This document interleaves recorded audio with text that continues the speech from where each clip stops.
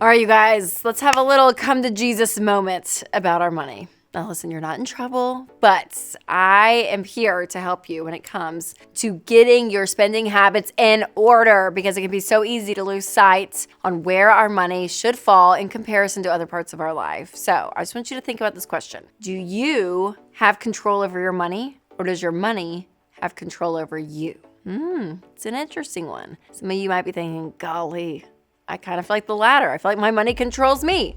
And listen, we've all been there. Even though this is my job and I talk about money day in and day out, there are times that, my money gets in a place that in my life that I'm like, no, that's not where you should be. So today I'm sharing my number one tip for using money as a tool instead of letting it be the ruler of your entire world. And be sure to stay to the end so that you can hear how you can apply this mindset to your life and avoid making things way more complicated than they should be. So when you're trying to take control of your money and truly use it as a tool, it all comes down to one mindset shift: defining your needs versus your wants. Now, some of you are probably thinking, well, duh, Rachel, I already know the difference between the four walls and the fun subscription category in my budget. But there's actually more to it than you may think. And I'm actually gonna tell you exactly what I mean, but first, let's go a little bit deeper and talk about why so many of us feel so stretched to afford our basic lifestyle expenses. Personally, I think it all boils down to overexposure. Just think about how much we are exposed to in 2024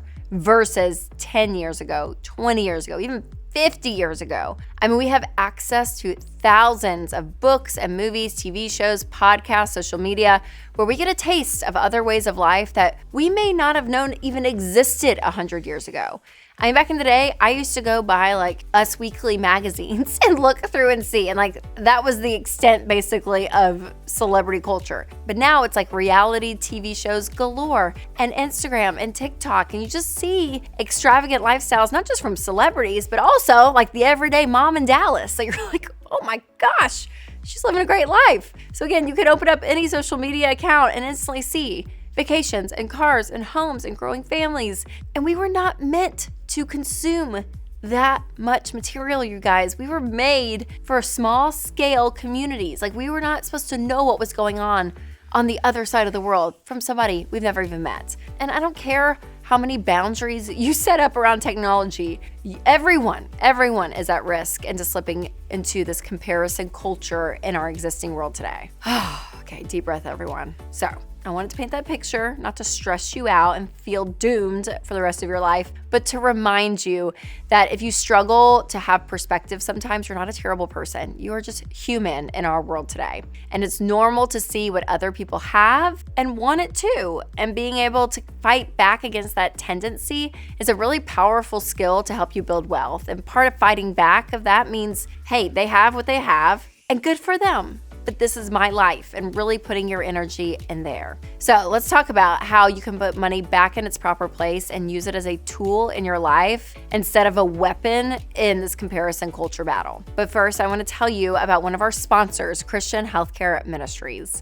The new year means that we are all looking for ways to trim our budgets. So check out Christian Healthcare Ministries. CHM isn't health insurance. They're a health cost-sharing ministry, and they've helped hundreds of thousands of families across the country satisfy nearly $10 billion in healthcare costs without sacrificing freedom. You can join CHM at any time, which means it's always a good time to make the switch. Find out how you can save on healthcare costs at chministries.org/budget. That's chministries.org/budget.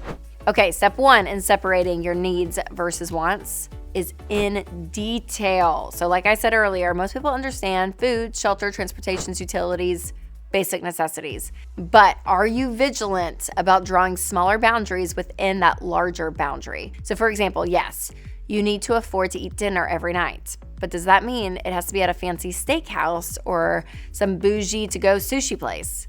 No.